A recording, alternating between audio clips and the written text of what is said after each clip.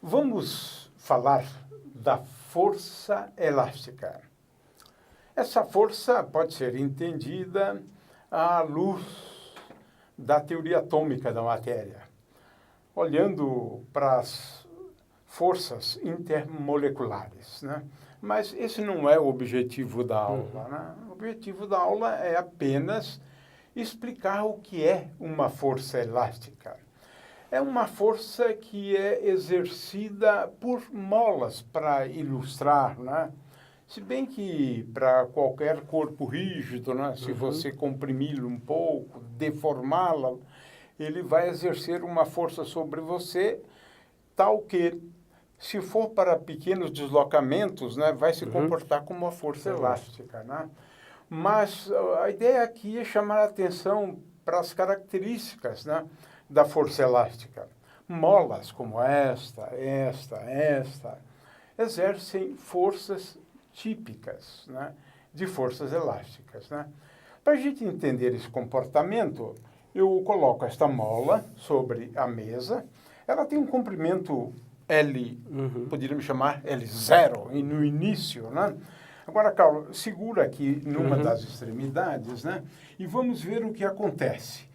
Eu vou, olha só, eu estou agora puxando esta mola e agora nós estamos chamando de elongação a distância entre este ponto, né, e a distância de origem, no qual a mola está em repouso, né? A força elástica, ela tem a seguinte característica. Estamos falando do módulo dela, né? O módulo dela é igual a uma constante, denominada constante elástica. Cada mola tem uma constante elástica diferente. O Cláudio vai ilustrar isso daqui a pouco, né? Uma constante elástica diferente. Mas a característica mais importante é que a força que ela exerce sobre a minha mão, né? A força que ela exerce sobre a minha mão, que é a mesma que eu exerço sobre ela, né? É claro que estamos falando de aplicação em objetos distintos, né? Essa força depende da distância até a origem, é isso, né? Se a gente não levar em conta o sentido da força, apenas o módulo, diríamos que a força é proporcional à elongação, que é a máxima distância, né, até o ponto de equilíbrio, né, onde não atuam forças sobre a mola, né? Agora, o que é interessante observar é que essa força, ela sempre aponta na direção do ponto de equilíbrio. De forma que, se eu soltá-la, como eu vou fazer agora, olha só o que acontece. Ela volta, né? Porque a força elástica tem essa característica. Força é igual a menos K. K é uma constante elástica. Essa é a famosa lei de Hooke, vezes X. X é a coordenada, por isso que é importante levar isso em conta. Porque a coordenada, ela pode ter um sinal positivo ou um sinal negativo, né? De forma que ela sempre aponta para a origem, né? Então, essa é a principal característica da força elástica, né? Proporcional à elongação, né?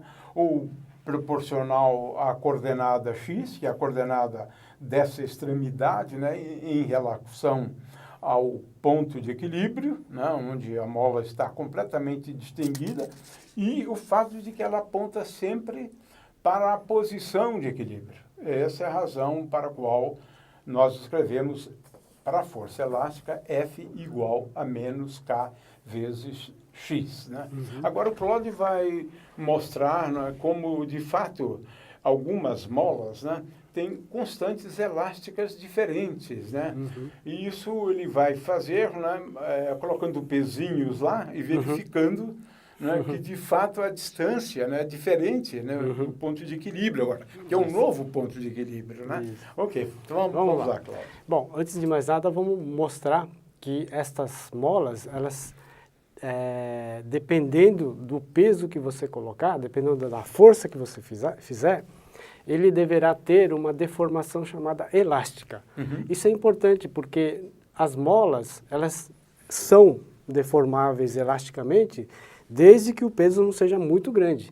Por exemplo, se eu pegar essa mola e esticar ela demais, ela vai ela vai romper, deformar. né? Aí dizemos que a deformação... Ela perde o comportamento elástico antes, não é isso? Exatamente. É. Aí passa a ser uma deformação plástica. Né? Então, antes disso acontecer é que nós utilizamos a mola, né? Quer dizer, antes dessa deformação plástica.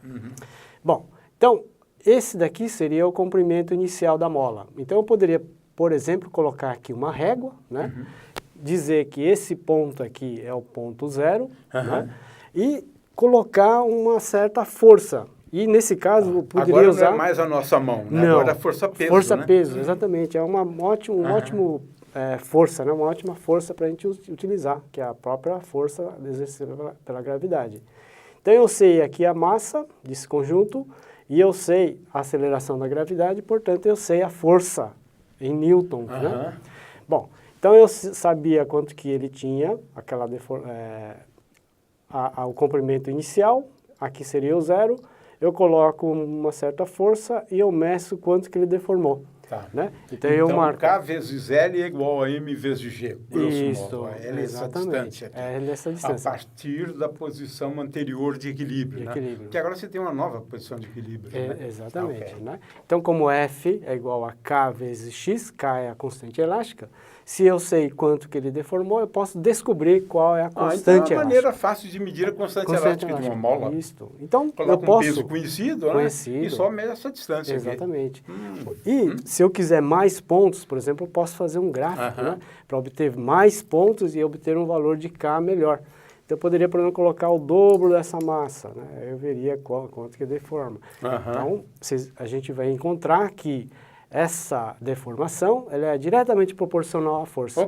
Né? Então, como a massa é 2 vezes maior, essa distância é 2 vezes maior do que a anterior. Exatamente. Né?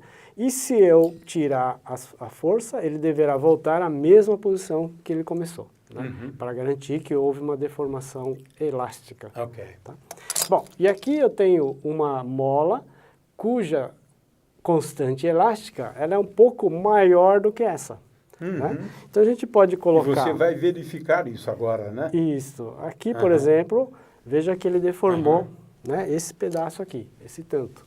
Agora, o mesmo peso, colocando nessa mola, a gente pode observar que ela deformou mais, quer dizer, ela esticou mais. Né? Tá, porque como K, a constante elástica, é diferente agora, né? Isto. K vezes L é igual ao mesmo peso que você tinha antes, exatamente, né? Então, a gente verifica, né, que nós estamos falando agora de duas constantes elásticas diferentes, porque são molas com constituição diferente. Diâmetro diferente, diâmetro né? também diferente, então a constante elástica é diferente.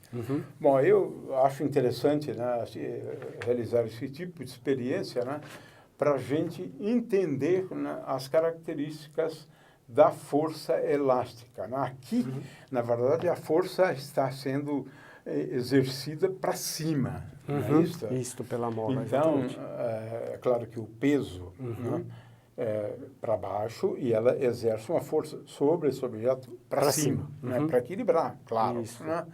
De forma que, se a gente soltar, a tendência dela, não é isso? É exatamente de voltar, né, para o ponto de equilíbrio. Não é isso? Muito bem. Então, isso é tudo que a gente queria ilustrar em relação às forças elásticas.